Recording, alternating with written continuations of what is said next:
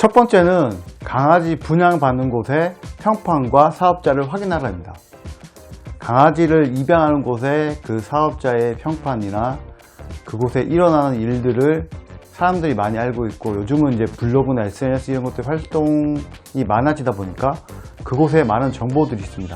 여러분들이 속기 전에 꼭 알아야 될 것은 그곳에 대한 평판이나 그곳에 대한 상황들을 알고 계셔야 됩니다. 그래야지 강아지에 대한 어떤 문제가 생기고 또 거기에 대한 사후 처리에 대한 비용들이 발생하고 이런 부분들이 좀 지혜롭게 해결될 수 있지만, 그렇지 않으면 사기 분양으로 많은 고통과 시련을 겪는 사람들이 요즘 너무 많이 생겨나고 있기 때문에 이 영상을 좀 알려드리고자 합니다. 두 번째는요, 강아지 분양받기 전에 계약 시에 어떤 특약이라든지 계약서의 이런 조항들을 꼼꼼히 살펴보라 합니다. 보통 계약이라는 것이 이런 독소 조항들이 있습니다. 이 독소 조항들을 기재를 하고 그 다음에 거기에 대한 내용들을 맞춰서 입양을 시키고 어떤 문제가 생기면 이제 분쟁해서 서로 곤란한 상황이 생기게 되는데요.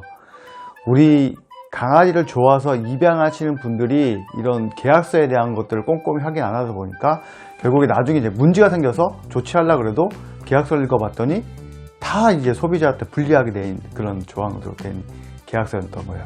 그런 일들이 빈번하기 때문에 두 번째는 계약서에 대한 조항을 꼼꼼히 확인하고 필요하다면 특약을 꼭 걸어라 라고 말씀드리고 싶습니다.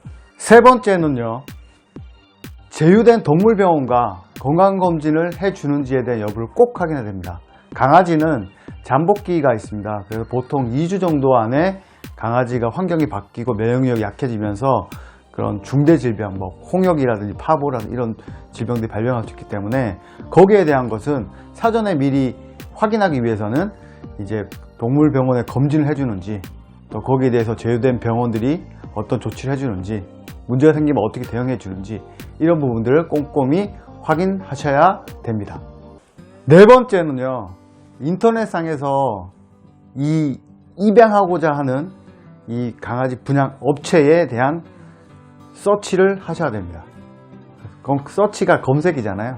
검색을 토대로 해서 이 업체가 어떤 일이 일어났고 최근에 어떤 문제가 있었고 어떻게 입양을 시키고 있는지, 여기는 어떻게 하고 있는지를 좀 잘 보시면은 사전에 어떤 분쟁이랑 불화가 있었는데 그 문제에 대해서 해결도 해주지 않고 문제 계속 일으키고 있다면 그것은 절대 입양하시면 안 됩니다.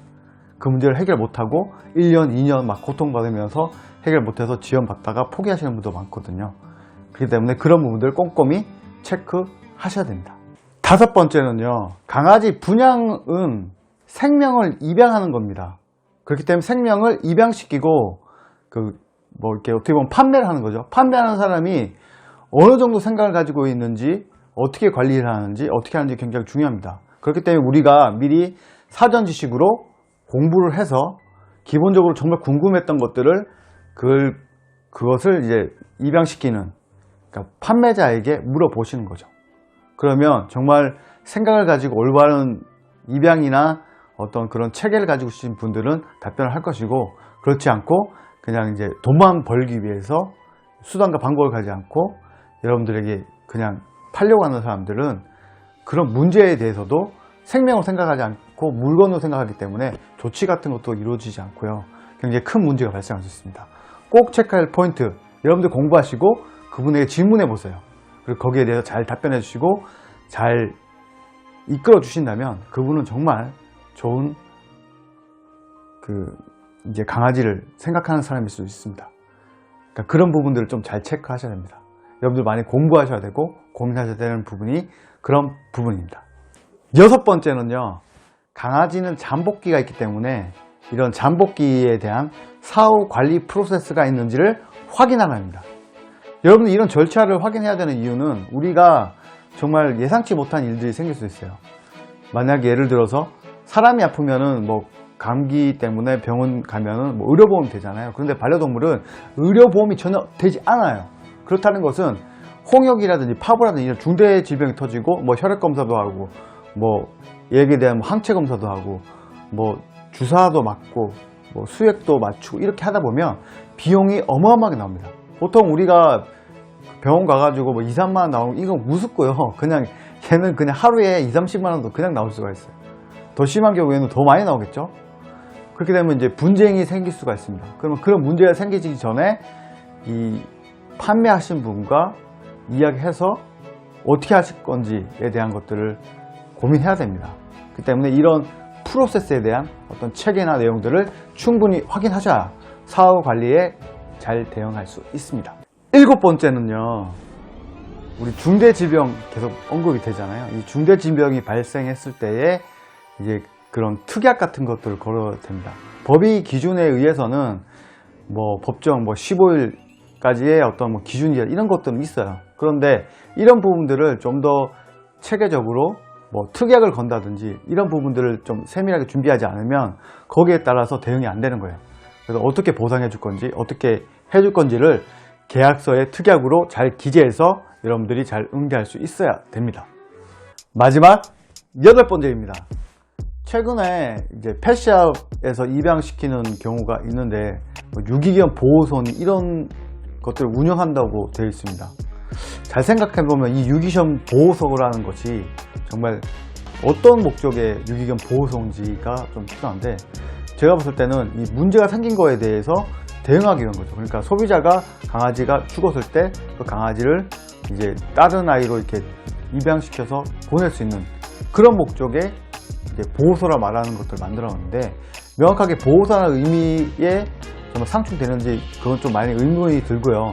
또 그런 목적으로 강아지를 데리고 있는 건데, 결국에 잘 생각해보면 이제 보호자가 펫샵이나 이런 데서 입양하려고 하는 거는 강아지를 어렸을 때부터 키워가지고 행동을 잘 가르쳐가지고 정말 예쁘게 잘 키우기 위한 목적인데, 거기에 지금 와 있는 강아지들은 어떤 행동 교정에 어떤 문제가 좀 있는 아이들이 와 있을 확률이 높습니다.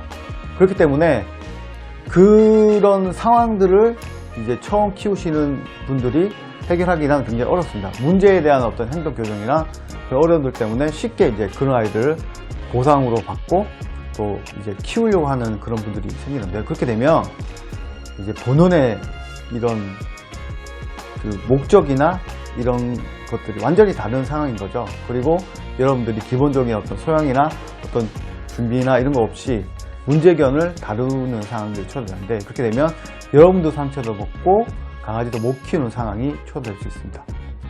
지금까지 이런 내용들은 제가 강사무 커뮤니티를 운영하면서 많은 사람들과 이야기를 해보면서 제가 생각했던 내용들을 정리를 했고요. 이 컨텐츠가 여러분들에게 도움이 됐으면 좋겠습니다. 이 컨텐츠가 도움이 되신다고 생각하시는 분들은 좋아요, 구독 눌러주셨으면 좋겠습니다.